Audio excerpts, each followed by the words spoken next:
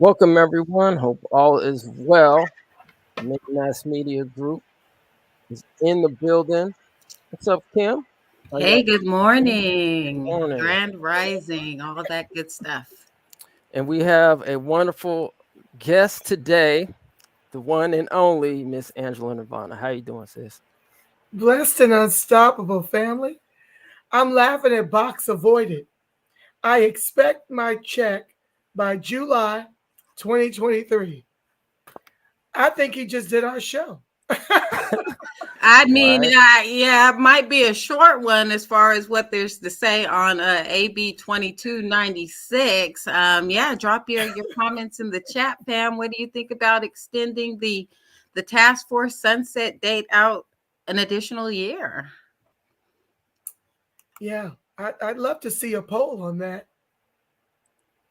Yeah, we definitely need to figure this one out because some of us are like, is what's the behind the scenes on this? Is it really beneficial, or is it something that uh isn't beneficial, right? So we're definitely gonna get into that.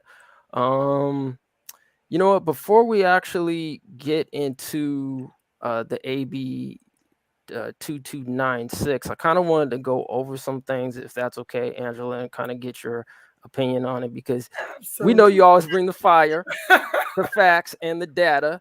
So I definitely want, if that's okay with you, definitely want to go over some things. I'm always here for you guys. I just love you so much. And, you know, um, I don't know if you guys have made the connection yet, but this is the illustrious team that put together my fire intro and outro. So you must reach out to Kim and Umoya if you need these kinds of intro, outro graphics. I am in love with my intro and outro, and I love you guys so much. I feel honored to be on your platform, and Oh, I back feel at honored you. to be a comrade in this demand for our reparations. So, yes, I want to thank you guys because I'm so in love with it. Thank you so much. All right. Yes, so Well, whatever you want of me, fire, turn down for what? I mean, really? Just fire away. all right. Well, usually what we do is um, before we start the show, we usually, give homage to, our either our ancestors or our living legends right now before we actually go with the program. So let's bring onto the stage a living legend, Assata Shakur. So let's see what this sister has to say. My favorite. Because at that time, Wilmington was completely segregated. Well, the South was just totally segregated. It was apartheid. Um, what that meant was that there were black schools. For example, I went to a all-black school, the Gregory School. There were the black library. You know, we grew up with that kind of reality of not voluntarily living like that, not voluntarily accepting apartheid, but understanding that the price of stepping out and or standing up alone could possibly be death. From slavery, the idea of a political prisoner started. We were political prisoners brought here from Africa. We were political prisoners in the in order to keep colonialism fat, in order to keep the plantation owners that profited from our sweat and labors, we were kidnapped and brought here as prisoners, and our status hasn't changed, whether it's on the streets. We're prisoners of the ghettos. In Harlem, we're prisoners in small tenements. We're prisoners of urine-smelling hallways. And I mean, I've always been a prisoner. I've never been free in my life. I don't know what freedom means. Sitting in this place on this plantation, you know, you think back to what those slaves had to deal with, and that probably the only beauty that they saw was the human beauty between them and the beauty of the sky and of the trees and of the grass. And I think that probably helped them to survive, to stay alive. That was fire. Yeah, that was a clip from, I think it's called Eyes of the Rainbow, and it's a documentary on Assata Shakur. If you guys do your due diligence, I actually put it in the chat real quick. So if you guys want to check that out, let's see. Eyes of the Rainbow, Assata Shakur. Yeah, definitely. It's an excellent documentary. She just basically talks about her life and her struggles, and her eventual. I wouldn't even necessarily say that she even says that she overcame anything, but she definitely is still fighting, you know, for Black Americans, right? And so definitely check it out, family. Definitely check it out. And also, I wanted to play this. It's going to be a surprise clip, and we might get a copyright strike, but I don't care. It is what it is. But we got to do this because we got to give our sister some flowers right now, and it's going to be a throwback. That's all I got to say. And if you want to actually comment on it after we play it, please do. So here we go. And they still suffered some of the same racism, some of the same prejudices, still building this country and dealing with all the issues and being left behind because of the color of their skin, that they're not owed any of that money. Well, let me help you with a statistic, okay, to let you know that Black immigrants actually are faring better in this country than we are as descendants of American slavery. How is that? Out of 107 trillion household dollars, white people share $100 trillion. 90% of blacks share $700 billion. 10% of blacks share $2.3 trillion. So what I'm trying to say is, of the 36 million Black people in this country, 90% of us descend from American slavery. 10% of us are other. So if you're talking 90% of us sharing 700 billion, 10% are sharing 2.3 trillion, then who is owed the reparations? The immigrants that come here, that generally descend from money. Some of them descend from slave traders in Africa.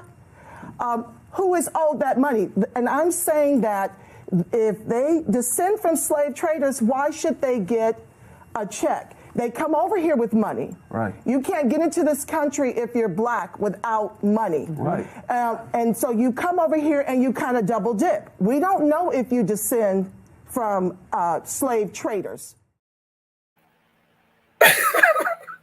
Boom. I was I was so green. I hear myself now with all the education and all of the broadcasts under my belt. And I was just I'm so much more smooth with it now. You know, I can I see myself thinking and nervous and like not sure if I'm going to blow shit up because, you know, I mean, I was getting my feet wet blowing things up. Now, 3 years in, I don't give a damn. I just literally don't care what you call me. I don't care what you think about what I got to say, because I'm not going to sit in the gas chamber while we are intentionally ethno-genocided about this piece. I'm going to go down kicking and screaming for the lineage. So thank you for sharing That was definitely a throwback. That was one of my first introductions to the reparations movement. So I think you introduced a lot of people, to the grassroots movement that was going on. So that's definitely a classic one to keep. Thank you for sharing that. So just a quick question about that. One, how did that interview come about? And then two, if you just, you mentioned you were saying you were green, but you were throwing out some statistics. What kind of, first of all, what led you to that interview, right? And then two, what kind of got you onto this whole like data thing, right? That seemed like Thank you you for started right off the asking. bat. Yes, well, Shirley Huzar, Republican, Urban Game Changers, one of my staunchest comrades in this fight. She assisted in the former ADOS movement that the three of us on that platform and many others are the co-founders of the former ADOS movement. And we were educated, what I like to call trauma bonding, because we kept asking for solutions through Yvette Carnell and Antonio Moore. We were watching their broadcast, and they were the ones to really condition me to be about the data, because it's imperative that you know the data so you will know what you're fighting for. So on one of their broadcasts, I heard them talk about this this 107 trillion. And now, mind you, the gap is even more egregious since the pandemic. You got to factor that we lost over half our wealth, our homes, during the Barack Obama administration. Okay, listen, I got pet names for everybody. Okay, he was a no to reparations. That's how he earned the name Barack Obama. But we lost our homes, over 50% of our wealth that we usually bequeath or pass down to our children. And so you have to understand that with each of these crises and now this influx of immigration, we are being set up to be extincted to as few in numbers as the Indians, as well as to assume the anchor of this country's capitalism as the permanent bottom caste. That is what this fight is all about. So shout out to Shirley Huzar, Urban Game Changers. She was the one to get it all going because of her relationship with Trump and the Fox network. That's how that happened. Wonderful, wonderful. Well, speaking of such, I'm going to go to this article real quick. And if you want to, let's see, kind of jumping back and forth. So please appreciate your patience, family, on this. I know sometimes, Angela, you mentioned on your platform, you got so much stuff going on. And so, people don't realize like the behind the scenes to actually produce this content, right? It's They not have just no like we sit clue. up here and just like randomly just pick stuff up. Like, no, literally we have to like get our show ready so we can present this information, right? And So y'all need to like, share, subscribe, turn on your notifications, and bless the ETM Media Group. Okay? appreciate it. And same with Angela, go to the Reparations Perspective. As a matter of fact, we're going to put up your we got to show some love. Oh, this is your graphic, isn't it, Umoya? Yep. y'all see Umoya get the Juneteenth flag on my fingernail. Did y'all and you see how he's got me breaking the chains? I just love collaborating with you guys. That looks great. It's so rich to me. Yeah, fam. That's what we do. We got to try to collaborate. That's you trying to build a I'm community. prayerful that we'll do more of that, at least once a month, going back and forth to grow each other's voices. You know? Right. So let's go to this article real quick. Let's see. U.S. to end pandemic era policy may see unprecedented spike in migrants. An unprecedented spike in arrivals of migrants could come to the southern border if the Biden administration lifts a pandemic-era policy that allows border authorities to quickly remove migrants. Migrants have been expelled more than 1.7 million times from the United States under the March 2020 policy known as Title 42. The policy allows authorities to turn back asylum seekers on grounds of protecting the country against the coronavirus pandemic. But the U.S. Centers for Disease Control and Prevention said Friday it would end the authority effective May 23rd. Meanwhile, CBS News reported that Homeland Security officials said Tuesday the Biden administration is building migrant holding facilities, seeking contracts for transportation services, and sending more immigration agents to prepare for thousands more migrants at the southern border. Among worst-case scenarios that the agency is preparing for, having 12,000 to 18,000 migrants enter American custody every day, overwhelming the government's processing capacity. The government must expand customs and border protection holding capacity to accommodate up to 30,000 migrants a day, according to the agency's plan. Additionally, the government would have to spend 2,500 law enforcement officers, nearly 2,800 support staff, and over 1,000 medical personnel to the border in such a scenario. A record 2 million migrants were arrested last year, according to CBS News. Currently, border agents are encountering about 7,100 migrants a day.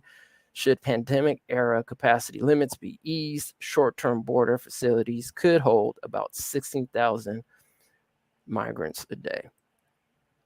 So, Angela, what are your thoughts on that, and what are your thoughts in terms of immigrants or immigration into the country, and how that possibly is affecting or can affect Black Americans? It's already affecting Black Americans. Okay, when you take all of the groups combined, I want to say we're about 80 million immigrants to freed Black. I think it's even higher than that.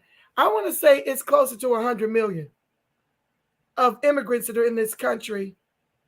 At least, when you add in what Biden has allowed over the borders. Okay. Now, when you're talking about immigration, you're talking about our most imminent threat.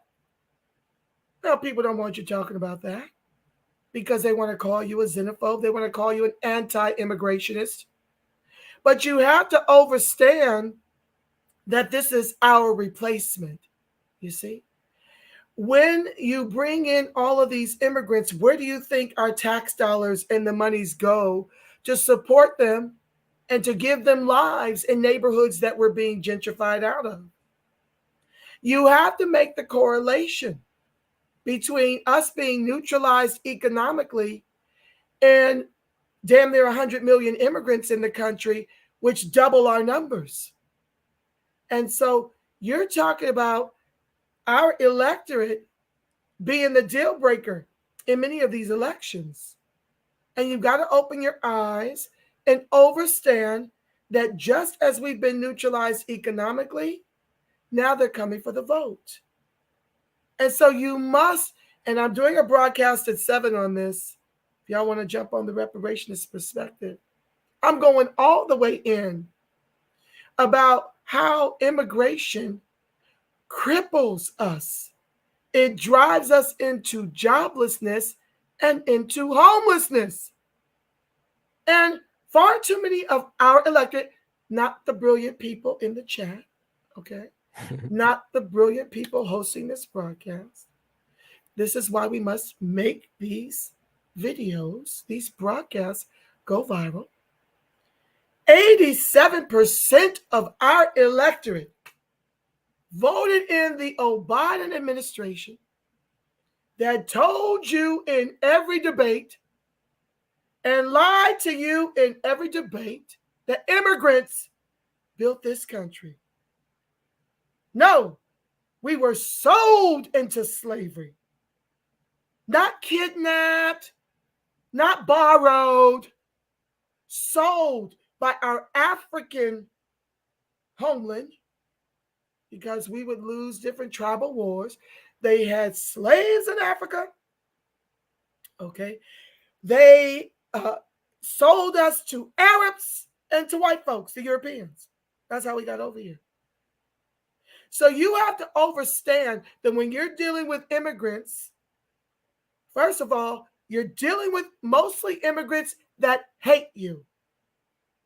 If you look at it now, they got 100,000 Ukrainians at the border who are of the neo-Nazi ilk. Okay, they might have some nice folks in there, but who do you think they're going to put on the police force? If they're hiring the KKK, according to an FBI report in 2006, to put in the police departments all throughout the country, while passing the Emmett Till Anti-Lynching Act and espousing on the stage at the State of the Union, crying for more police, earmarking $350 billion more dollars for the race soldiers to come into our communities and execute us with impunity. And him saying, when asked about reparations, Biden, that is, on the debate stage, that immigrants built this while making sure true American, with 3 Ks, history isn't taught to grow what? Support around the reparations we are owed in the quadrillions. And now here in the state, and it's spreading throughout the country. We've gone from 17 to 3%. Okay. We've been legislated up out of California. And now they want to talk about extending a study. I didn't see no study to give $16 billion to the Ukrainians because they're fighting Russia on our behest and NATO. I didn't see no study to give $350 million to AAPI. I don't see no studies required to continue enriching Native Americans, which are by and large co-opted by $5 white Indian per the Dawes. Okay? While, oh, by the way, we now have to concern ourselves with the descendants of Cherokee and Seminole enslavement because they've locked them out of access to that reparations that's been on the books since forever. I don't see no studies being done to continue to fund that. I don't see any studies being done to now allow African refugees in here after expending trillions on a war that we inevitably gave up on, that we should have never been involved with. I don't see studies being required. What I see is the weaponization of immigration against Freeman to make us the permanent bottom caste and to extinct us to as few in number as the Indians. That's what my third eye, which is the first eye, tells me. You're being replaced. So this all sounds very sombering, Angela. What any solutions are there any with the midterms coming up? Are there any politicians or candidates on your radar that are have strong immigration policies to kind of check some of this? Anybody we should be watching for, and what could be done? All right, I'm sorry. Okay, remember that about what Kim asked you, okay? But I got to do this. We got to do, because that was just fire. I got to do this.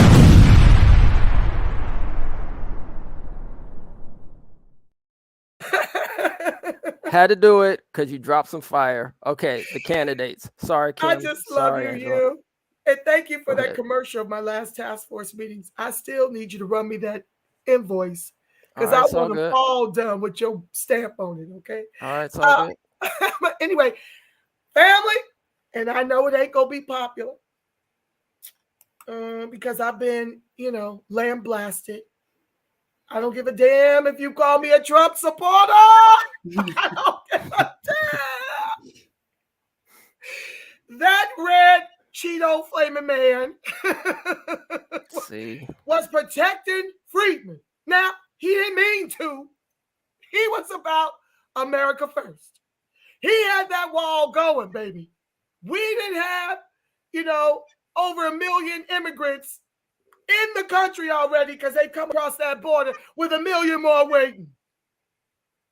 I don't give a good hot damn. Y'all, not y'all, because y'all brilliant over here, okay? 87% of our electorate thought it ideal to replace an overt racist in office for 4 years with no legislation on the jugular of freed Black people in this country. With Biden, Strom Thurmond's boy, the author of the 94 crime bill, who've been in office between him and Kabami 65 years, with records and legislation against Freeman, several New York City blocks long.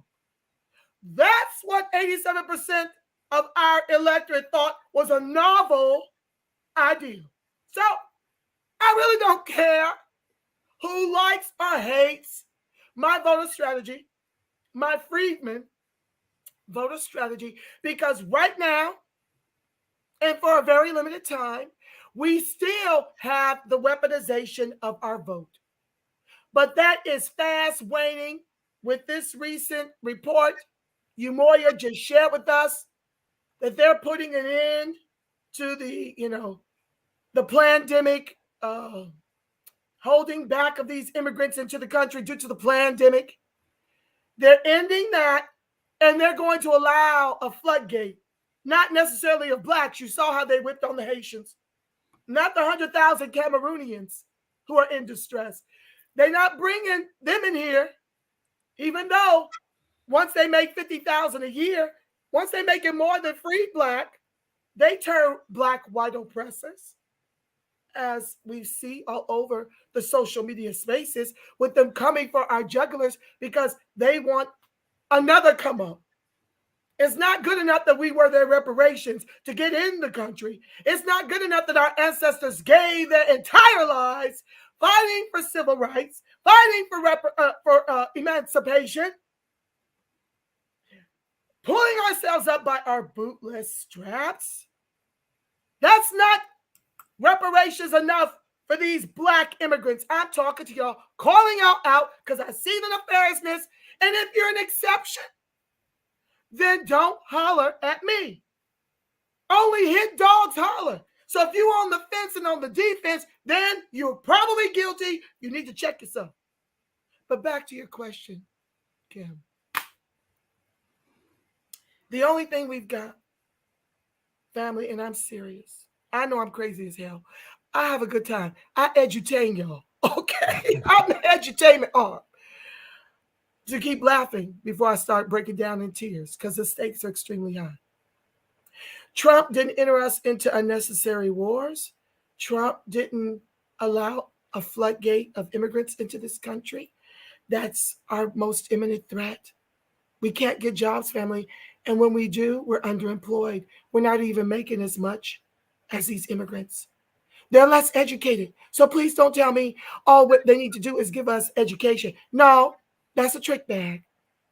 I got many people with master's degrees working gig jobs to make ends meet. So miss me with it. We need those quadrillions deposited monthly into our accounts. Anywho, Trump wasn't giving away our reparations, 40 going north, akin to some of just the morsels of examples I just shared with you just now. Trump was not doing any of that. And so it's going to be different, Miss Mims, all over the country as to who you vote for. Party be damned. This is about Freeman flourishing. You must weaponize your vote and socialize your suffering. That means voting for only closed border candidates and full-chested reparations. What does that look like? You can find the closed border candidates, American first candidates in your state and cast your vote. Party be damned. And you can also donate to Marcel Dixon to unseat the Coon Clyburn. Okay, I'm going to try not to do that here. I know y'all a different breed. Okay, I'm going to try. I'm going to do my best. I can't promise.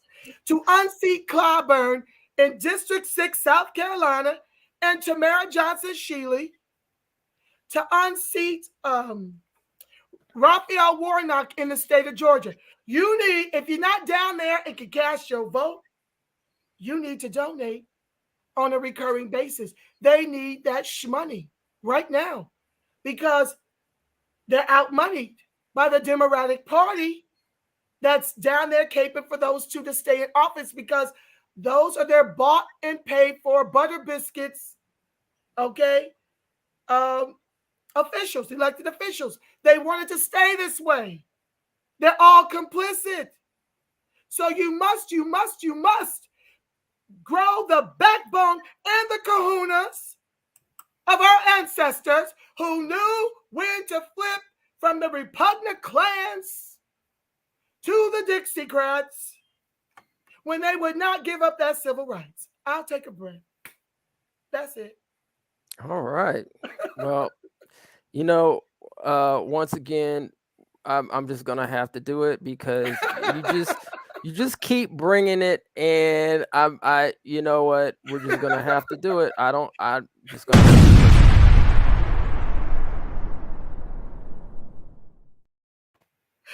I need one of those buttons for my damn self. Gonna have to do it, family. All right, so we're gonna play another clip. Speaking about legislators, here we go. Another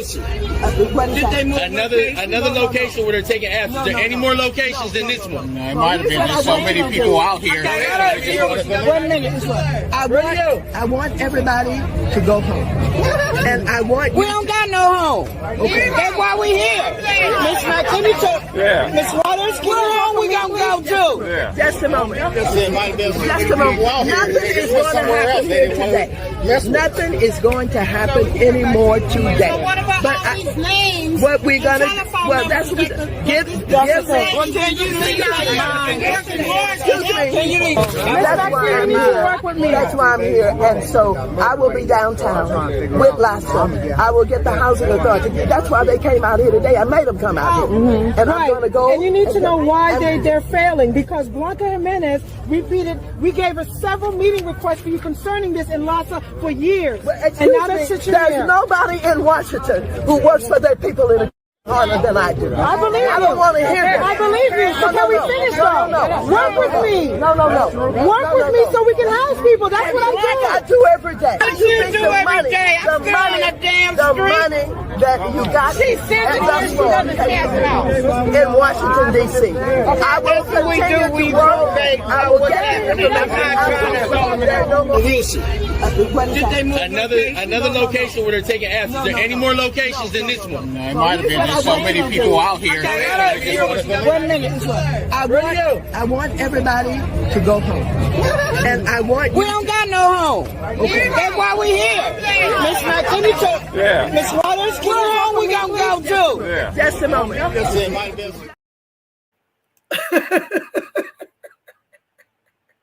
Tax dollars at work. Is Auntie Maxine your representative out there in SoCal, Angela?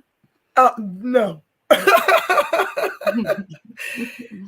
They're all paid those butter biscuits to pretend to be giving a damn while not doing a thing for the people here. We are the highest rates of unemployment, underemployment, and homeless at 3% of the population down here. About 5% when you factor in immigrant blacks, who I've shared with you guys many times on my platform, per a 2016 Color of Wealth LA report.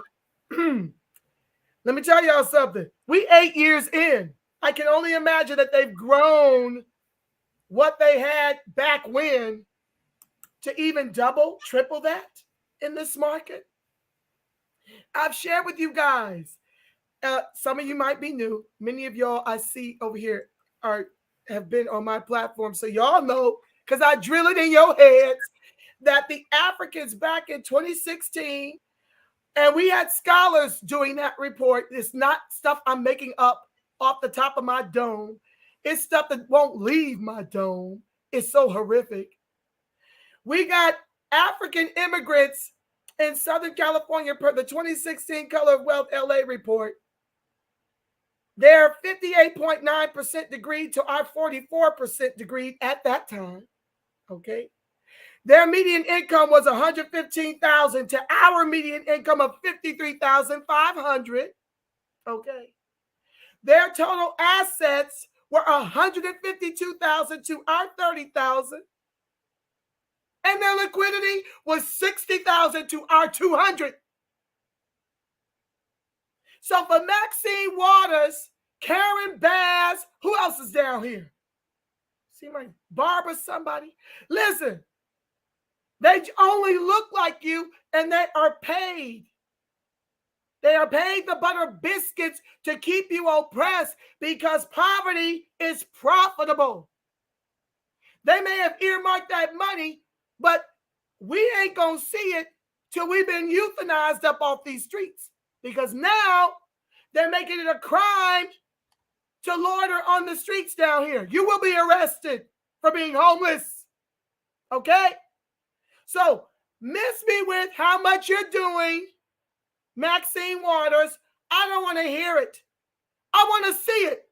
This has been going on for way too long. We don't go from 17% free black in the state of California to 3% if y'all doing all of what y'all bragging about having done. How's that work? So don't get your ass on your back in your $1,000 suit down there telling the homeless to go home. Ain't that about a blip? I'm so glad they called them out. And you heard the name of the person they've been appealing for a meeting, Jimenez. Now I'm going to tell y'all right now, if y'all don't invoke my Freeman voter strategy, y'all keep on showing up to these polls, voting for these Democrats, voting blue no matter damn who, to your own people's peril. When you push the button for these Democrats, by and large, maybe a couple of exceptions are America's first, you got to check in your state. I ain't researched everybody's state. I got to research my own damn state. More than likely, they're red. I don't give a damn. I'm going to do this. That's what I'm going to do. I don't give a damn about the rest. It ain't like shit has changed. It ain't like stuff has changed. I'm so sorry. Man, that's about to get our whole channel taken down. It's all good, fam. Go ahead, do your thing. It ain't like stuff has changed since Biden. We still being executed by the race soldiers. He want to give him $350 billion more. Everybody receiving our reparations and protections. You can't sit up here and sign an Emmett Till Anti-Lynch Act and not end qualified immunity. How's that work? It ain't working. That's a whole nother broadcast. I won't go into it here. But what was the question? I think you answered it, right? You answered this about the candidates we can vote for. It just leapfrogs. Oh, we were on homeless. I am sick and tired of these Negroes, KNEEGROWS, pretending to do all of this stuff for free black and have no records to show it. I see the results of what you guys are doing for the immigrants. And you ought to be ashamed of yourself. And it is time to stop their paychecks, to shut it down. The only way you do that is with your vote. Y'all never getting reparations on a federal level if you continue to vote for your own extinction. That was my earlier point. Thank you, God. Brought it back. Okay, listen. What happens when they flood the zone like they have here? Now you got to ask people like Jimenez to give a damn about your plight. That is what's happening at every branch of government because y'all are too emotional. Okay, me included. But there are some things I'm not emotional about. I am not attached to who I give this vote to. I am about neutralizing our most imminent threat, these immigrants. Call me what you want. I stopped crying over that about a year into my program, okay? I'm done caring what you call me. I'm telling you, it's our most imminent threat. The stakes are high, and we are out of time. Thank you. All right, appreciate that.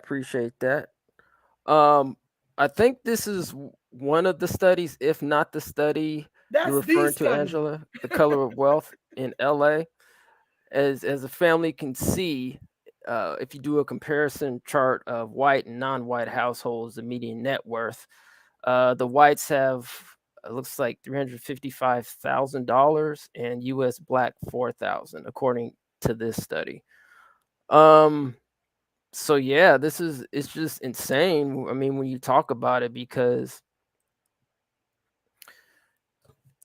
if you look at, like, for example, I lived in Los Angeles for about 15, 18 years, and I don't know the statistic, but I think somewhere like in the Crenshaw area or South LA area, blacks at that time were the predominant ethnic group at that time. And I think currently, since like the 70s, it's like, it was like, I could be wrong, so family forgive me when I say, but if you go to city data, you could confirm. But I know it was pretty high at one point. I know blacks were like 60 to 70%, somewhere around there, but like it's down to like below 50%, maybe even 39% or something like that. Angela, can you kind of talk about how the dynamics have changed in terms of specifically with Southern California, with the black population down there? It's no different than what's now happening all over the country, fam. As California goes, so goes the nation. That's what I've been trying to alert people to for 3 years. I feel like it's getting some traction because I'm seeing a lot of comrades who used to push me on this issue of a Freeman voter strategy who are now acquiescing, okay? Sometimes they just don't like who it's coming from. I really don't care. I did want to, before I get to that, Umoya, I want to address one of the persons who said, which party is fighting for us? Neither. The Democrats overpromise and underdeliver on tangibles for free black. That's how the George Floyd Justice and Policing Act got modified to exclude ending qualified immunity and now sits on the shelf collecting dust akin to the Emmett Till Anti-Lynching Act, which, oh, by the way, does not specifically protect us, okay? Akin to the Freeman Forum Bank, where Kabami and Janet Yellen had a forum to set aside $9 billion for grants and loans in the name of Freeman Bank Forum that's being given to immigrants. I've done that show. Look in the archives. But yeah, so please understand that my strategy ain't about tangibles. Y'all need to get over that. Y'all need to stop expecting tangibles from the Dixiecrat liars and the repugnant Klan. I don't give a damn, okay? They're not obliged to do anything for us because we've not been loyal to the repugnant clans. It's the Democrats that owe us. You understand what I'm telling you? So, tangibles be damned. I'm trying to get our head above water. I'm saying this Freeman voter strategy is about neutralizing our most imminent threat, legal and illegal immigration. We're the only ones right now that can do that.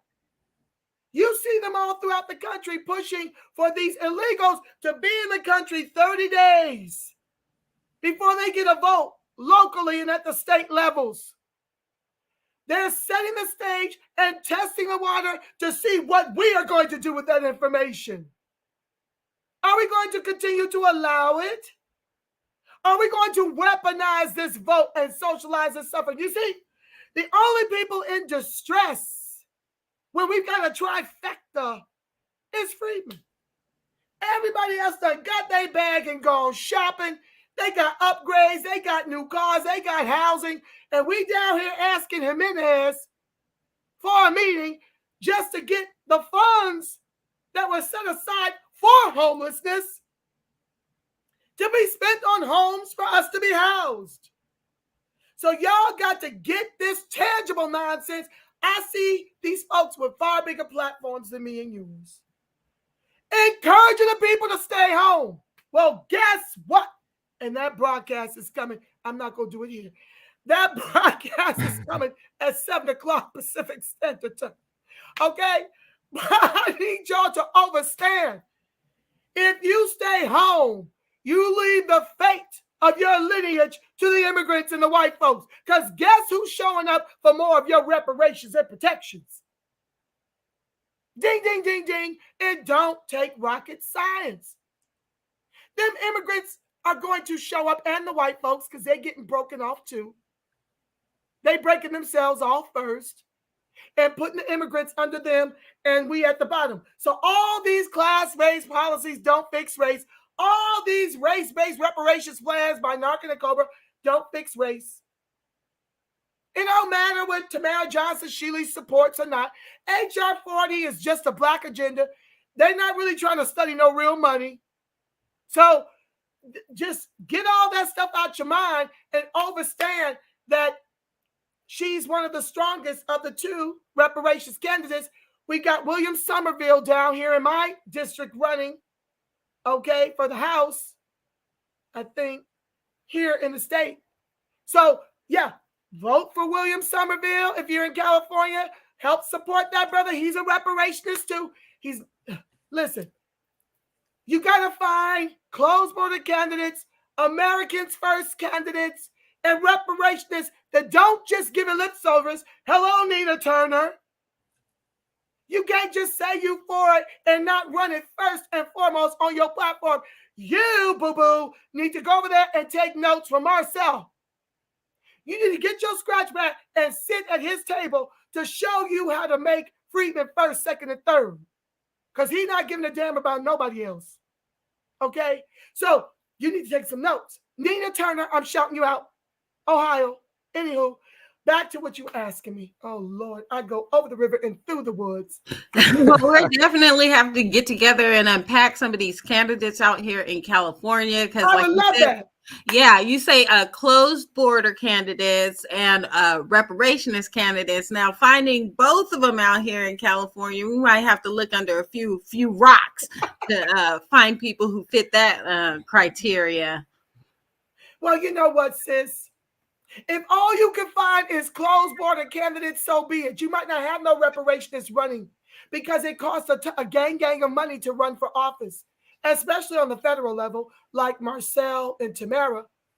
And tragically, we've been neutralized economically. So it's hard for us to pay for our reparationist candidates to outmoney the Democrats. Okay? So yeah, fam, if you don't have that, focus on American First. Make sure they're closed border candidates and just cast your vote in that way. And yes, I would love to do that broadcast. At one point, we were supposed to be putting together a scorecard, but the challenge with me and some of the other grassroots movements is some are still on the Democrats. I have left the building. So I see that reparations is the end game. But you don't get Democrats on reparations until you weaponize your vote today. And I mean, not just today. I'm talking several election cycles because my misery absolutely loves company. Okay? I'm not going to be the only one in distress. My people are not going to be the only ones in distress. I liked when everybody was miserable under Trump. I was like, oh, well. He wasn't harming me when he called Africa a shithole country. Sometimes that's how I feel about him too. Now that I see how they coming for us, calling us akatas and all manner of stuff. Now I'm talking Central and West. South Africa, you all right by me because we got some things in common. We understand each other. But where we were sold from, they are straight tripping in this country. I see you, Nigeria. Moving real nefarious like in these social media streets. I don't say much because I ain't got the time in the day to attack all y'all. And like the Dr. Claude Anderson shared with us, family, we can't fight every damn body. And while we're still the majority black, oh yes, They're on pace to outnumber freed black. Black immigrants are on pace to outnumber freed black. Well, why is that? Reparationist perspective. We just shared the data. When you have wealth, you can afford to be married. You can afford to have children. You can afford to have access to whiteness, because what do I teach you guys every time? The color of white in this country is green. Has nothing to do with skin tone, unless you're Freeman, where they can rob you, where you can show up to an interview and have education and have job experience. And after 20 years of working for a company, I'm sharing one of my comrades, my colleagues' stories. After 20 years of working for a major insurance company, amassing a $200,000 a year income, she was replaced by a white gay man. And when they went to sue, because this was happening to a bunch of black professionals within this company, predominantly freed women, they ran out of money and couldn't continue to sue all the way up to the Supreme Court. And now we've got Prop 209. We done had that since 96, thanks to another coon butter biscuit eating Freeman. Okay, lots of black white oppressors, family. You've got to understand what you're up against. Okay, Ward Connolly authored, and Shauna Kim is in here, she knows.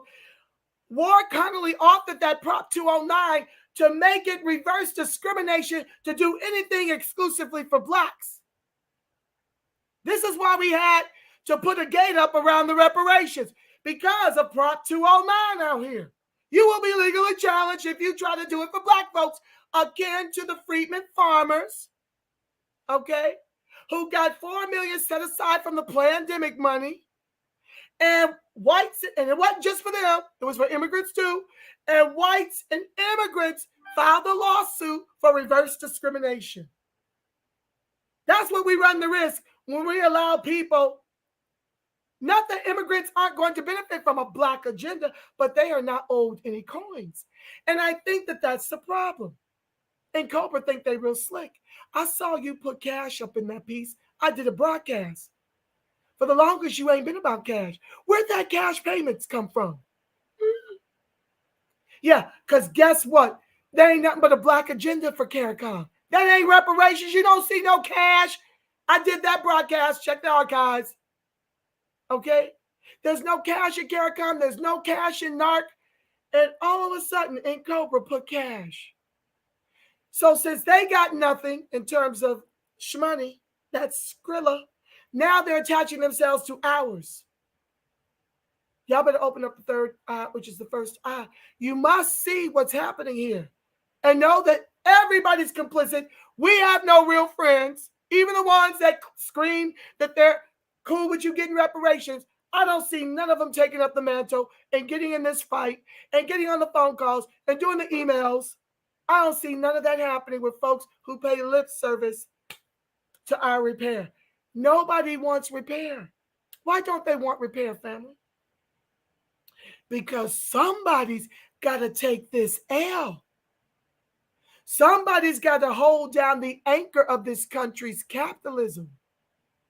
And once we're repaired, we'll go back to being Black Wall Streets.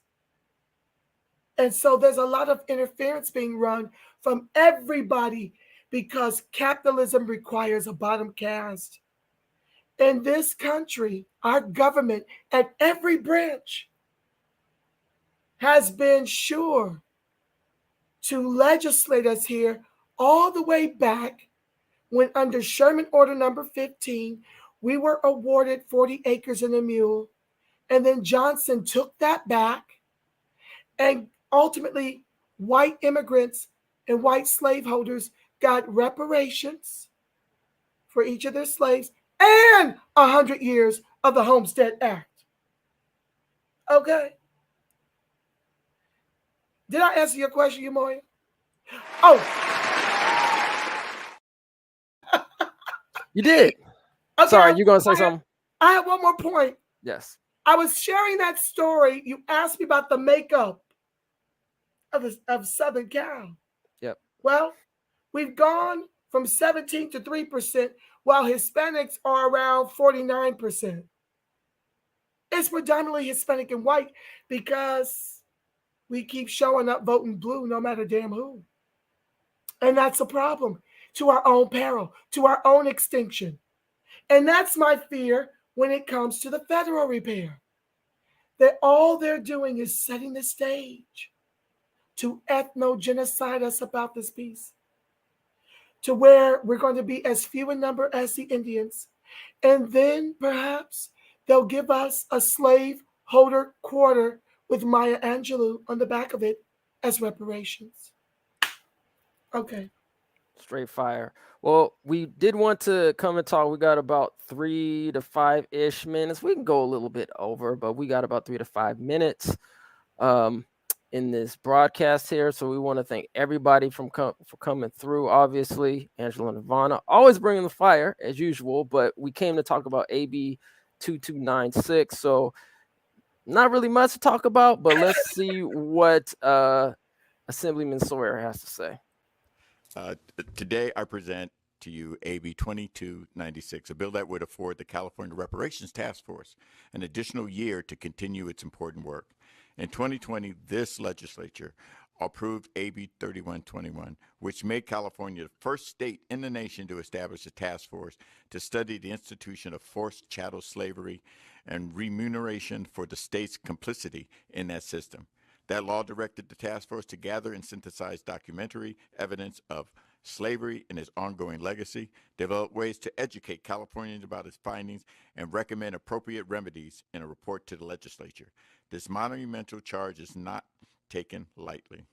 With the help of the incredible team in the civil rights divisions at the Department of Justice, the task force is working to ensure that we gather as much evidence as humanly possible and produce a report that can be used as a starting point for other states and ultimately the nation.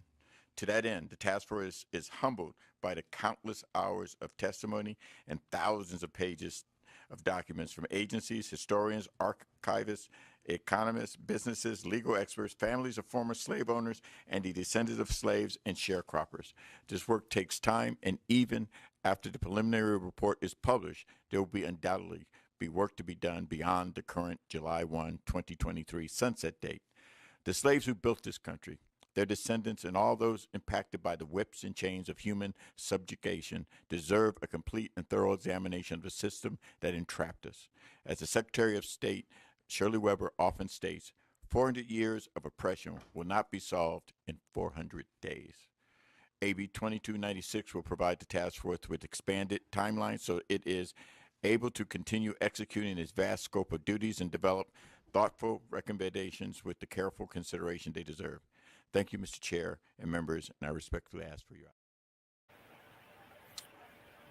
from his mouth. So if the family in the chat, if y'all can either give us a 1 or a yes or yay, nay, or whatever. 1, if y'all think that the AB 2296 to extend AB 3121 is necessary, or say no. Just if you can, fam, we greatly appreciate it. Get a little census to see how y'all feel about this. Angela, how do you feel about this? Do you think the AB 3121 task force and their work needs to be extended, or do you think the current timeline, which, if I'm correct, Kim and Angela, as they have to have proposals in by 2023, somewhere around the summer-ish? That's correct. And, nothing changes. This amendment does not change the timeline for the proposals to be in. Everything is, the only thing that's changing with 2296 is that this task force will stay in place for another year, but there hasn't been a scope of work added to that year. It would just be to keep them in place. So on the surface level, it sounds good, but the fact that Assemblyman John Sawyer voted against lineage-based reparations, that raises a red flag with me, because while the task force is still active, they can make amendments to the bill at any time. So yeah, mostly it's the messenger for me, the fact of who's presenting this bill is what really raises the red flags for me. And I mean, it's just time. I mean, how long are we supposed to wait for repair? And another thing, I was listening to a town hall or listening session with New Jersey, and they have a reparations bill out there, and they're talking about getting their task force, their commission to study together, and they really did base it after AB 3121. They're going to have a 2-year commission. They're looking at 2 years. So if we start kicking the can down the road and making all these amendments and changes, it's really going to confuse the people who are looking at this California initiative as a blueprint. So I think we just need to stick with the 2-year and move from there. And while we do have the task force in session for another year, I would just recommend, because we are going into the proposal stage, the task force is available. You can send them your proposals. You can send them information. So while the task force is still active, I recommend you getting your proposals to them right away. I'm going to drop the email to the task force in the comments here. Again, I encourage everybody to, while the task force is active, to go ahead and get your communications into them now. Exactly. So what do you think, Angela? Do you think, even if, what are your concerns, or do you have any concerns right now with AB 2296, or do you think it's a quote unquote nothing burger right now? We shouldn't even worry about it at all. Oh no, we need to be worried about all of it. To Kim's point, this is the very Freeman who pretended to not know where his family descends from. Folks sitting up here acting like it's impossible to trace back to you being a descendant of U.S. chattel slavery. Well, hell, most of the people in my age group, Gen X, I border boomer, Negro is on my birth cert. That's a hit and a half for your ass, okay? That I descend from U.S. chattel slavery. Black immigrants don't have that Negro on their birth certs. They don't have colored, mulatto. All you got to do is go and get your records. And boom. So I am sick of the nonsense when they're sitting up here acting like it's so hard to prove that you descend from U.S. chattel slavery when we are about 86% in this country. How about just take away everybody that has Jamaican, Nigerian, all that? Just separate those birth certificates and start cutting them checks. I'm sick of the bull. Okay. Number 2, I'm pissed with Darity sitting up here talking about California don't have enough money. Now, albeit the state can't give us quadrillions, but this state is paying everybody. Don't come over here talking about they don't have enough money to make us whole on a monthly basis. They just gave $900 a month to transgenders. So if I just,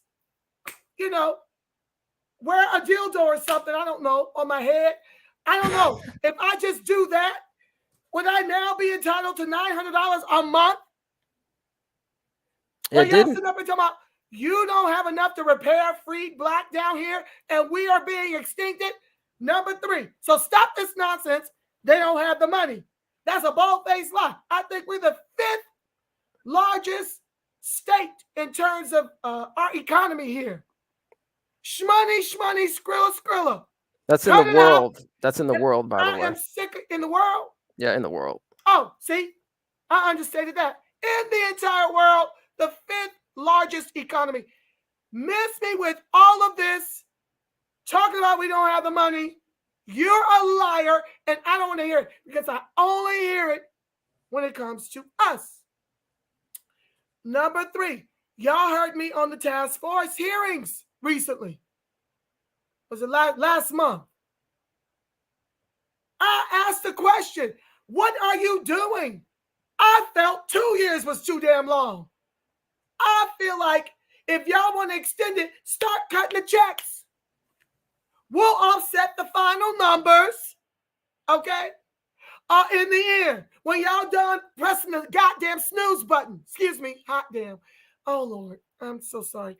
Listen, If y'all can run the transgenders $900 a month, y'all can run us a few grand a month because we need that money. We need that Skrilla just to stay in our homes. Okay? So those are the reasons. If you want to keep extending and press this snooze button, start, and Moya, you can feel free to edit all my curses, but it makes me cursing, man. Some things just require a curse word. That's how upset I am about these plans for people who are about race-based reparations. To me, you're seeking more time to undermine us. That's what you're doing. That's the way my eye tells me of what you're doing. You're trying to come up with ways to crowbar and get all blacks down here in, which keeps us on the bottom because they got a head start. They descend from slave traders. Okay? So they got a head start. I already ran the data, how much better they're doing than us. And I'm talking that was 8 years ago. I can't even find no real current data to tell the truth about what's going on with both groups down here. That's why we're fighting to disaggregate the data. Okay? So miss me with, we need more time. If you want to keep pressing the snooze button, Reggie Jones Sawyer, we can make sure you're not in a position to continue to snooze on this. Because you ain't got to do the real work. All you got to do is approve what comes from the experts. Stamp, get the checks rolling into the bank accounts. Okay? And find a way to reach these homeless and get them in one place to get them going up and running with housing and their checks and the whole 9 yards. Stop pretending every time it's concerning free black, we ain't got it to do. When all I see is $1 bazillion being spent on making other immigrants and white folks more American than those who descend from the very slaves who built the U.S. economy. So miss me with all of this. That's how I feel. Run the checks. Press the snooze. Now, if we can get that amendment in there, then we'll start giving them $2,500 a month. And when we get the final number, we will adjust that number accordingly. So say, for example, y'all want to schmooze it for 10 years. Well, at least, what's that? 2,500 times 10 years, whatever the hell. Multiply those months that you paid us, that $2,500 a month, and then adjust it on the back end, whatever that final number is. Say, for example, they give us $500,000 here. By the time y'all finish pressing the snooze button, if it's net zero, then we ain't got nothing to talk about. Your job is done. But if you're going to snooze it for any time beyond the 2 years, that's already too much, then you need to drop that money in our bank accounts, akin to what you did with our reparations during this pandemic, which don't fix Freeman. As a matter of fact, it's euthanized more Freeman, but that's a show. I'm not going to do that here because not everybody agrees with the pandemic. In my perspective, I'm going on that, okay? But that's how I feel about this, Miss Mims and Umoya. So it sounds like with some good faith payments, they started with some good faith payments that would make you feel more secure about keeping. Oh yes, snooze it all you want. You can snooze it until that money, whatever you decide, it runs out. If it's $500,000 per family and you want to snooze it for that long as you start putting that Skrilla $2,500 at least into our bank accounts, I'm good. Press the snooze button. But that's the only way I'm good with extending this. Let me be clear. Okay? Okay, looks like most of the viewing audience agrees with you. They say no, but what do you say, Umoya? Oh, no. Would you like to elaborate? No, not really. No, okay. So, I mean, I think one of the issues I can't speak for everybody, but hopefully some people feel this way that I do. I was a little frustrated specifically why the eligibility took so long, right, to finally come to fruition. We're what, 8-9 meetings, 8-7-8ish 9 meetings around there before they determine eligibility. Like, that was the first thing that they should have gotten busy with. Is this okay? First of all, we need to figure out this eligibility thing, because without figuring out the eligibility, right, the economists, the Darrities and with the Kramers, they couldn't even do anything. As a matter of fact, and it was ridiculous on one of the task force meetings, is the economists were like, why are we here? You guys haven't even decided on the eligibility thing yet, and we can't do our jobs, right? So we're 8 or 9 meetings already into it, and I just felt like they were kind of lollygagging for some strange apparent reason. And I don't mind, great. They have great testimonies for everybody, shout out, to Chad, Marcus, and who else was, I know Tiffany was on there. Was Friday? I don't think they had Friday as a testimony, right? No, I don't think so. But everybody who was on there, I mean, including all the testimonies, have been enlightening. Well, not all, I would say most, because the brother with the whole chicken KFC thing, I was like, dude, what are you talking about? That's a whole nother topic, right?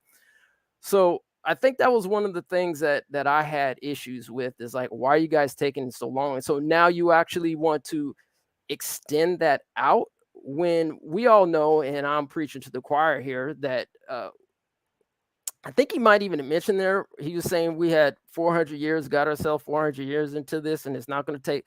Nah, bro, like, we already have the data. We don't need all that. We just need to get down to it. We have the information. As a matter of fact, if you guys go to our previous shows right here on ETN Media Group, right, we were actually doing proposals on what a subpoena, like who can be subpoenaed, right? So we're already like working through this. We already had a list, and we're going to send it to the DOJ, and shout out everybody who wanted and gave us some information on what that looks like, who sent us some emails, right? So this whole idea and concept, and especially when you guys got minds like that, you guys got a think tank, you guys got brilliant people on the task force right now saying that you need to extend that. No, man, that's crazy. I mean, the bottom line is, the reason why the task force is there is to make proposals on a specific date. You guys have the resources, so let's get busy. Just my 2 cents. I love that, because you're absolutely right. The way they dragged out eligibility, it was unbelievable that we were at this place where it was a nail biter. Like, I thought we was clear from the door. I didn't know that it was going to be this kind of confusion. Once, CJ got those edits in for that special consideration for those of us who descend from U.S. chattel slavery. And there was one other thing. Oh, that it's not conflated with the federal repair. I thought it was a done deal. I was really mortified. Although the fact that Narcan and Cobra kept trying to tether themselves to what was going on out here, and then Grills and Holder, it alerted me that something is amiss. Something is not right, that we're constantly having pushback and them speaking around all Blacks getting repaired. But to me, it should be a non-issue.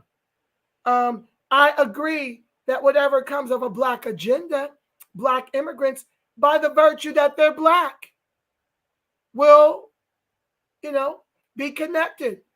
But when it comes to the Skrilla, that's exclusively ours. So I think the problem is we've been conflating the two.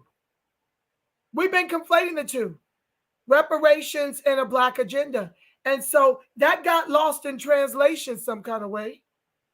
But sure, Black folks, whether you're immigrant or freed Black, deserve to be able to go to and fro and not have their Blackness count against them when they encounter a race soldier. So these civil rights things that are involved and tied to the Black agenda, sure, Black immigrants by default are included in that.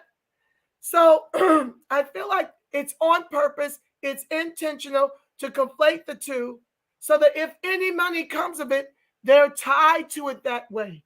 And when we saw the trick bag, when we saw the grift, that's when we got active And I thank each and every one of you who joined us on those task force live public comments. I know many of you are like an extension of TRP. And when I sound the alarm, you guys get active. So I'm grateful to each and every one of you because, I mean, that last 2 hearings, y'all was in there strong. I think someone told me at one point during my live that they were 500 deep over there. So congratulations. It's going to take each of us to help each of us state by state, nationwide, to get this done.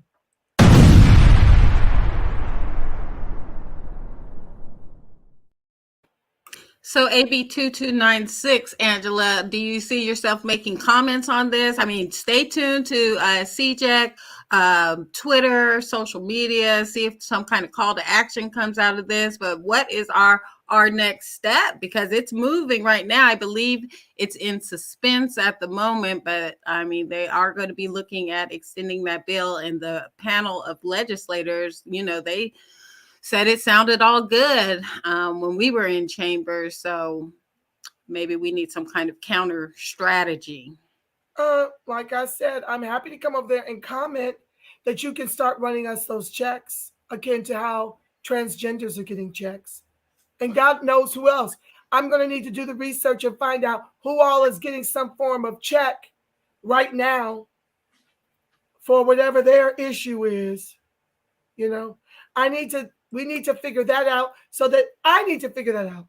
So when I do come, I got some information from you, Moya, after my broadcast. It wasn't in enough time to spread the word to get in that particular meeting.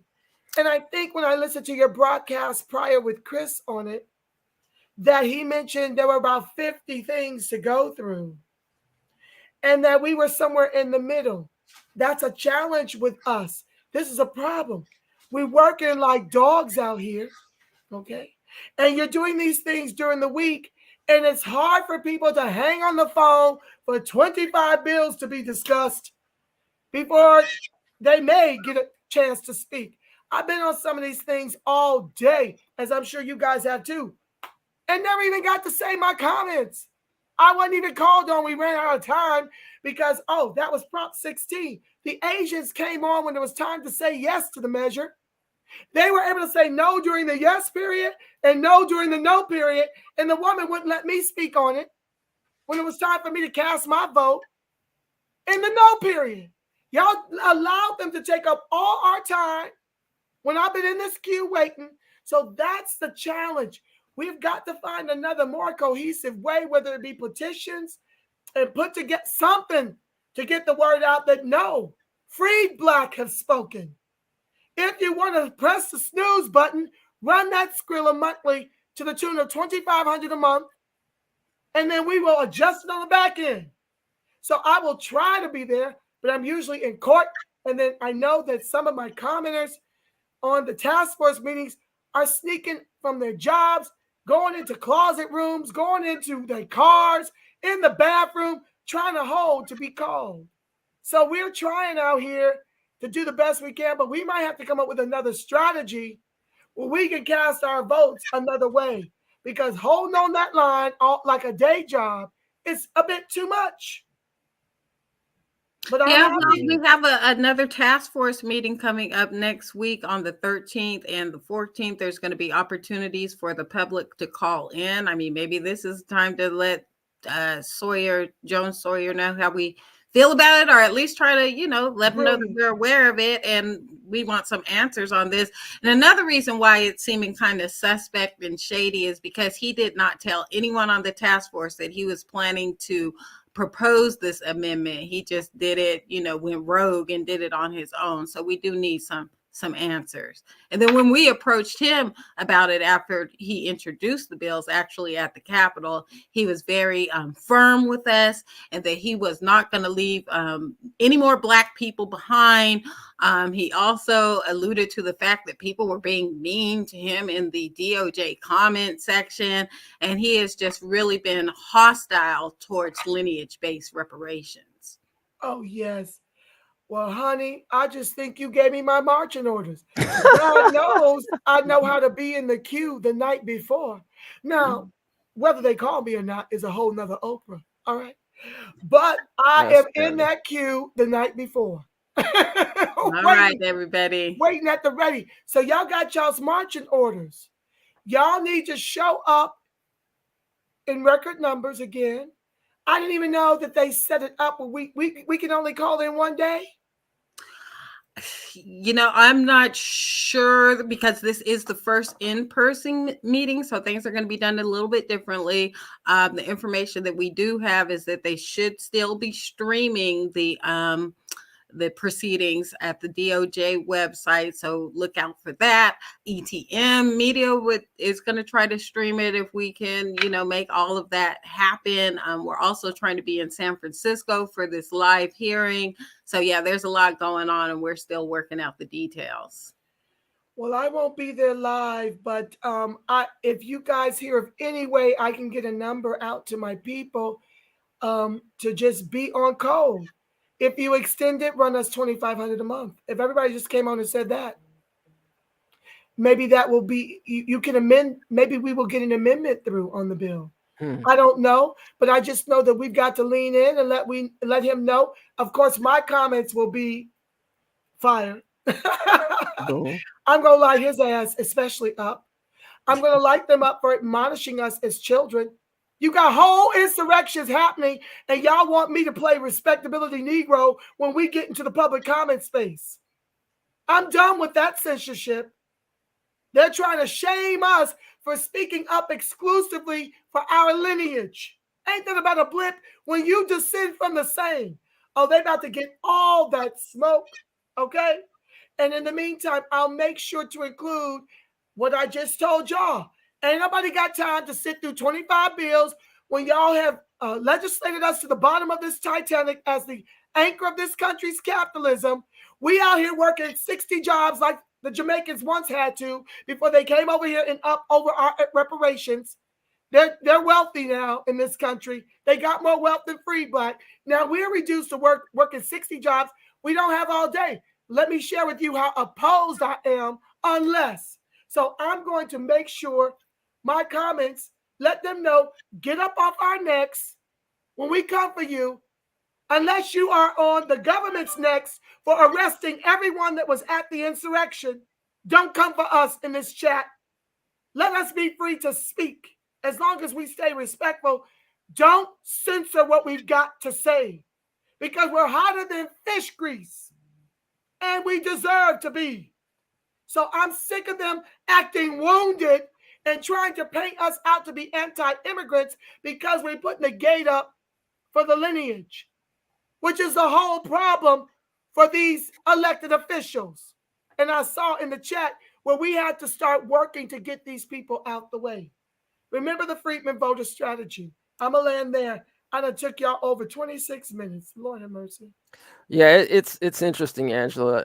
We always try to get within the hour, and for some reason, we always end up at an hour and a half. I don't know how that happens, but it is what it is. Every time you got my big mouth over here, don't know. I was born to talk, okay? I was born to talk. No, born to talk with fire. Fire. That's what we feeling. Just real quick before we get out of here. Fam, we're almost close to 1,000 subs. Please like, share, subscribe. Hit that bell if you like what we're doing. So we're pretty close to 1,000 subs. So we're gonna get there. We're gonna get there. But we appreciate everybody for coming in, tuning in, and doing your thing. Kim, I'm sorry, you gonna say something? No, I don't think so. I said, okay. Going over half an hour is just like CP showtime. Word. And also just real quick, I think Chris today is going to be, and also I did link Angela Nirvana's the Reparations. I think it's the Reparations Perspective. That's right. Your channel is in the link. So it's in the link. Go check out Angela's channels. Support her definitely. And today. Oh my God. Oh, good. He's at 2. Yes, he's at. I know, right? Busy Sunday. Okay. I'm at 7. Yes, our religion is reparations, right? Oh, yes. So it looks like Chris is going to be featured on the Information Man show. So definitely go check that out. Shout out to the Information Man. He's been holding it down. They're actually going to be talking about, the misinformation on eligibility, some task force things. The Information Man did invite Immigrants Media Group on there as well. So hopefully we'll be able to show up in the building. And I think the real Dana, if y'all ain't familiar with her, go check her channel out. Just type the real Dana in there. I think she's going to be there as well. So it's going to be a wonderful build, informative. And, Chris, man, Chris always be bringing that heat, bro. Shout out to Chris, man. He's always bringing the heat. Shout out to, CJAC, shout out to NAASD for holding it down, for, representing, Black folk and, national reparations movement. And shout out, as always, y'all don't understand how much we appreciate everybody on the platform and contributing, because this is what community looks like, right? We're not about like whoever's talking whatever. Whatever they're talking is whatever they're talking. We're actually trying to move the needle for our community, right? And we're trying to create a space and a platform via, if it's grassroots or independent, to make sure that we have a voice, not only here as in the Mass Media Group, but also you comment. Literally, we're going to be taking these ideas and sending it to the DOJ in regards to the who we think should be subpoenaed, right? That's power, right? That's power. And I'm going to copy, I think Don Tamaki and Lisa Holder, I believe, if I'm correct, they're supposed to be meeting or gathering some information on the subpoena power. So I want to make sure to copy them as well, so they're familiar with what the community wants, right? And how we see we need to be prepared, and who we feel that they should go after, right? To get this data and the information that we need. Outside of that, Angela, is there anything you mentioned that you have a show tonight, and then you want to give people your socials, how they can contact you, and any words of wisdom before we wrap it up? Thank you so much for having me, you guys. This has been rich.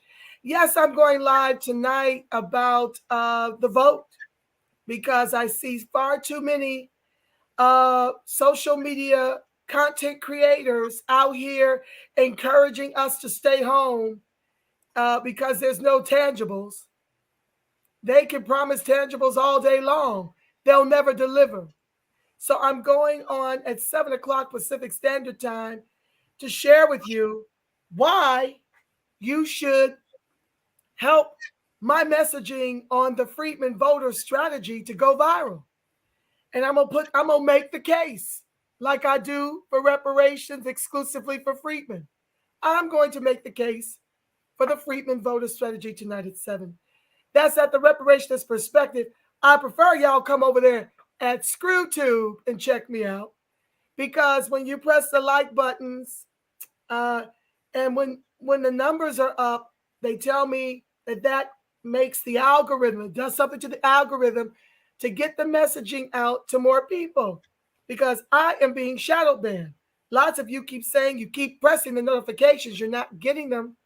Well, they don't, unlike ETM, ScrewTube and Facebook don't like my fire. So they don't like the things I'm pushing. They don't like that I talk against the Biden administration. They don't like that I push for lineage-based repair. They just don't like my Freeman voter strategy that takes votes away from the Democrats. So, find me there. And you can also, I saw people in here talking about how they want to help.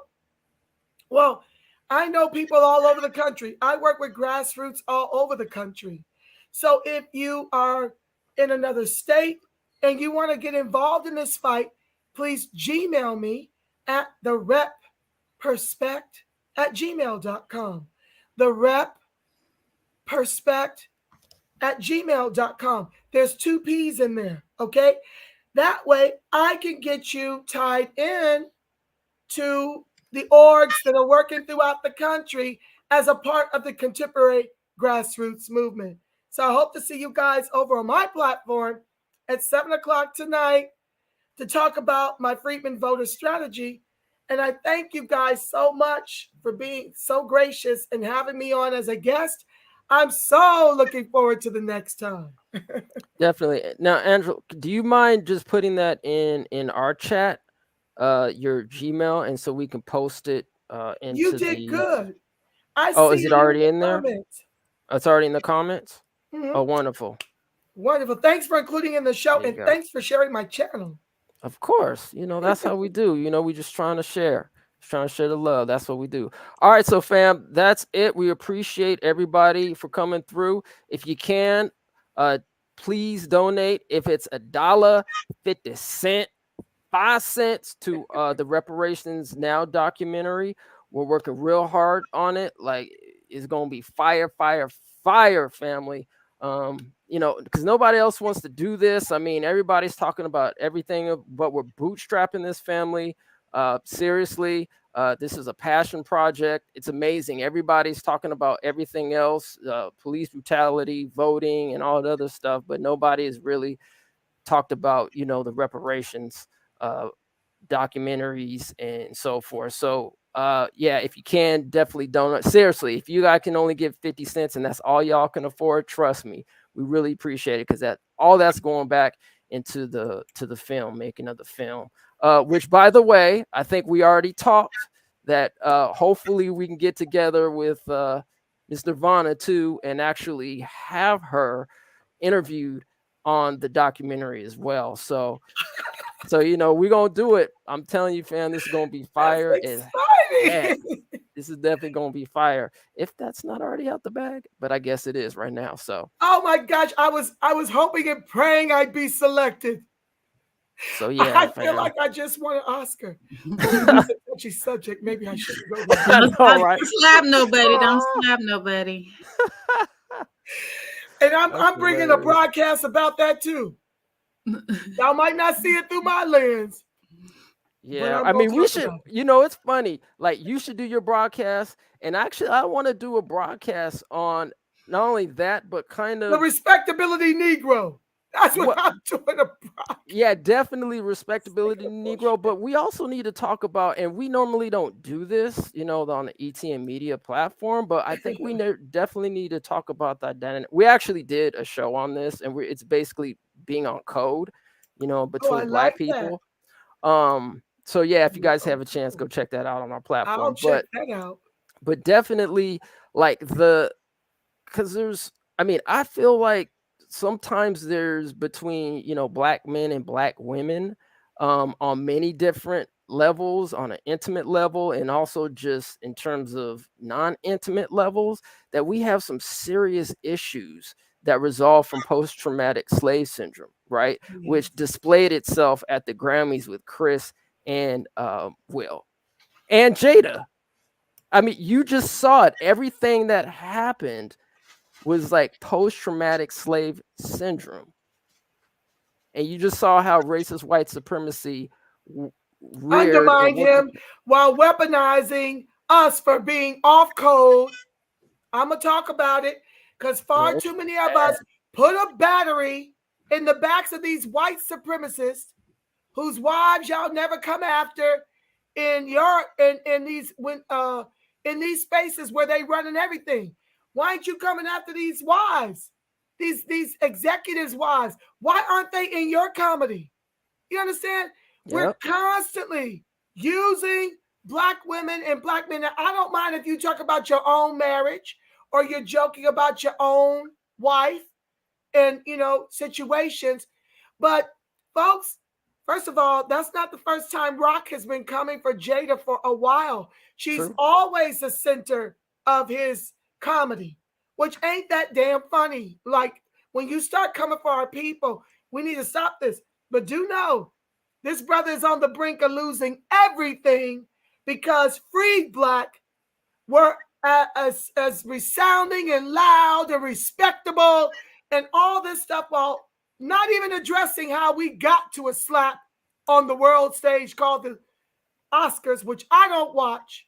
But to your point, Umoya, nobody wants to talk about the post-traumatic slave syndrome that drove that brother to that slap. That slap had a lot of stuff behind it. You don't think Will gets tired of holding up whiteness? I've seen him slapping and getting folks together, Jim Carrey included, that trying to put his tongue in his mouth. I saw him get some white reporter together that was trying to hug on him. Chris wasn't the first person he came for. It is hard for freed Black to be worth the money Will is worth and not having to suppress all of who he is, Willie from Philly, while getting taunted and dragged by his own people because we don't know how to stay on code. You're right.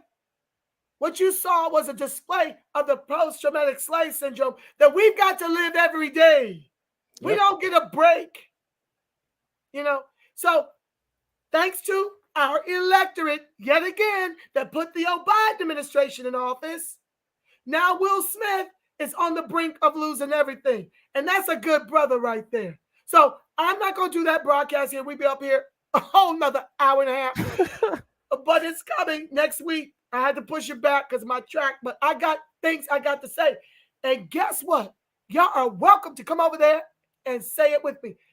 Miss Mims, I don't know. You might not want to get in the fray, but it's about edutainment, okay? I do current events through a Freeman lens. And so I know y'all are on politics, and I'm so grateful to you. But honey, I dig into the bullshiggity, not all of it, because some of it's too traumatic. But I invite you to that broadcast. I'm going to send you the details. I would love to hear you weigh in. All right. Go ahead, send me the details. I'll definitely weigh in. I mean, I have my opinions on it, but I still think it's a distraction. Here we are still talking about it. But like you said, that's another show. That's another show. Yeah, you can say it's a distraction, but I say it's all relative, and we can talk about how we see it. We have to, because it is the respectability Negro that got us to the bottom of the Titanic as the anchor of the country's capitalism. They have neutralized our voices. And now when you speak up or when you show out or when you act out, folks are clutching their invisible pearls, acting like they don't know how we got here. I think it's all relative and it's all tied to our reparative justice. True. Really, Send me the details. Let me know. Let me know where to show up. You know, and there's no right or wrong. It's just the reparationist perspective. But I am going to let y'all know you got way off code. I didn't see y'all doing this when it came to Harvey Weinstein. I don't see y'all doing this when it comes to this country spending our tax dollars to give to the Ukrainians to fight Russia. I don't see this kind of outrage. I don't see y'all sit back and lay back. I didn't see y'all doing all this during the insurrection. I mean, you're right. It's double, triple, quadruple standards when it comes. And I gotta call our people out.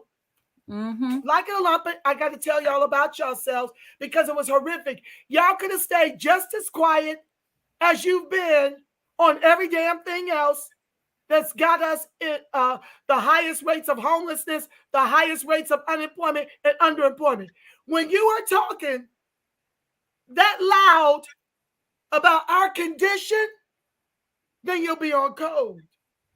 But now I got to give you the smoke because you came off code and now you've undermined a really beautiful brother. And you're going to have to hear about it from me. And you're free to be in the chat like I always do. I tell y'all, I share your comments and I comment and I want to hear from you. But I got some things I got to say because I am tired of the Negroes and the respectability politics. I am over it. And it's gotten me kicked out of certain spaces. I don't give a damn. Somebody's got to tell it. Somebody's got to speak on it. And so maybe that's what I was born to do. I love y'all. Listen, before I go, can y'all please share? Y'all so sweet and humble pie. But I need y'all to understand something. You know how I run that banner down there with my Cash App and my PayPal? Shout out to Rashawn Phillips if he's watching. He and his wife bless me monthly. This stuff costs money and a whole lot of time. Y'all need to be running where that Cash App is for the documentary and for the work you're putting in over here at the ETM Media. I know y'all ain't. Listen, we got no help coming. Let me help you understand. Nobody funds what we do. And if you notice, what we're doing is still alive because we do it. Don't take us for granted. It don't have to be a gang of money, but aggregated dollars at least offset some of the expenses. It don't take a gang of money, but we got to put aside a little Starbucks money, a little McDonald's money, whatever you're doing out here that you could be putting into your Freeman politics. You need to be about doing it, not just for us, but for the reparationist candidates that we turn you on to. Y'all got it. Y'all got it enough to do it to help your lineage. Because guess what's happening? What we're doing in social media is changing the world view on reparations. I see everybody fighting now, thanks to us right here. So y'all are a part of that. And know that we can't be without you. And that means, as co-host in the chat, and that's Shmoney, that's Skrilla. I thank everybody who blesses the TRP, but that is same as true for ETM Media. They're putting in a lot of work. We could use your support. Thank you. I'm done. Well, Kim, if you have no other words, we appreciate Angela as always. And that's about it. So you ready to go out, Kim? Yeah, you could take us out with that, peace, love, and lineage-based reparations, family. All right. I love y'all. Black and strong. Peace. All right. Peace.